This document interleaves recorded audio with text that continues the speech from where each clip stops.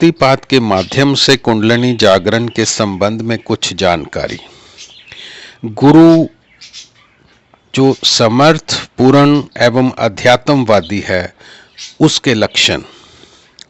पूर्ण सद्गुरु के लक्षण शास्त्रों, संतों, महापुरुषों तथा ऋषियों ने स्थान स्थान पर बताए हैं। सर्व शास्त्रों के मर्म का ज्ञाता, गुरु अध्यात्म विद्या का प्रतिपादक एवं व्याख्याता, पंच तत्वों का तात्विक दृष्टि से जानकार, सर्वदैवी शक्तियों से परिचित एवं आदि चैतन्य शक्ति का अनुभवी है, जो देश काल के परिवर्तन से अतीत है। पूर्ण सद्गुरु के लक्षण शास्त्रों, संतों, महापुरुषों तथा ऋषियों ने स्थान स्थान पर बताए हैं। ये दृश्यमान जगत जितना बड़ा सामान्य जनों को दृष्टिगोचर होता है, उससे भी अनंत गुणा विशाल एवं सूक्ष्म अंतर जगत है। साधन में उदय होने वाली दिव्य अनुभूतियां उसी अंतर जगत की प्रत्यक्ष किरणें हैं। गुरु उस अनंत एवं विशाल जगत का ज्ञाता है तथा शिष्य को भी उसमें प्रवेश करा सकता है। गुरु के समक्ष अपने शरीर के अंगों, नाड़ियों, स्नायुओं के जोड़ों, अस्थि मज्जा का न केवल ज्ञान होता है, वरन वह किसी भी शरीर के अंदर झांक करके देख सकता है। ईश्वर तथा जीव के संबंध, वियोग का कारण, मिलन का उपाय, मार्ग में आने वाली कठिनाइयों, रास्ते के पड़ावों, संकटों, सहायकों, अवस्थाओं, स्थितियों, नियमों से भली भांति परिचित होता है। यदि शिष्य पूर्ण रूपेण समर्पित हो जाए तो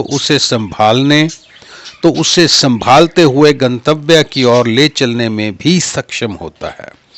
गुरु शिष्य की सभी सीमाएं तोड़ देने में समर्थ, सभी क्लेशों, संतापों, चंचलताओं, विक्षेपों को दूर करने के मार्गों, मतों तथा उपायों से न केवल अवगत होता है, अपितु शिष्य को भी उनका ज्ञान करवाने, उन पर चलाने तथा उनका पालन करवाने में सक्षम होता है। जो विकारों, क्लेशों, वासनाओं तथा संस्कारों को देखता तथा जानता, उनके स्वरूप को पहचानता एवं उनसे बचने के उपायों से अवगत हो तथा शिष्य को समझा सकता हो।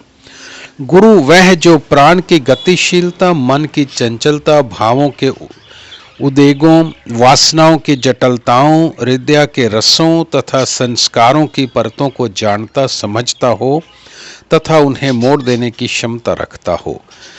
गुरु जड़ तथा चेतन के भेद तथा रहस्य से भली भांति अवगत होता है तथा जड़ में भी चेतन के दर्शन कर सकता है और शिष्य को करा सकता है। गुरु अपने शिष्यों की संख्या बढ़ाने का लोभ नहीं करता। गुरु अपने पास आने वाले दीक्षार्थी विवेक एवं शक्तिमान विज्ञान के, शक्तिपात विज्ञान के द्वारा अधिकार निर्णय करने में सक्षम होता है तथा उनके अधिकार के अनुरूप ही साधन बताता है। गुरु को शक्ति की गतिशीलता अनुभवगम्य होती है। वह गतिशीलता को जिस दिशा में चाहे मोड़ सकता है या स्थिर कर सकता है। गुरु शिष्य में शक्ति की क्रियाओं का आवेश उत्पन्न कर सकता है, आवेश को तीव्रता प्रदान कर सकता है, कम कर सकता है या बंद भी कर सकता है। गुरु शिष्य के संपर्क में आने पर शिष्य के अशुभ संस्कार यदि आक्रमण करें तो अपने आप को बचा सकता है। गुरु के समक्ष शिष्य का आध्यात्मिक उत्थान ही एकमात्र लक्ष्य होता है। इसके अतिरिक्त किसी बात का लोभ या मोह नहीं रखता।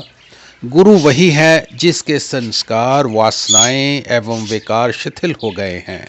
गुरु का प्रत्येक कर्म, भाव, विचार, चेष्टा, कल्पना अंतर शक्ति की क्रियाओं का रूप होता है।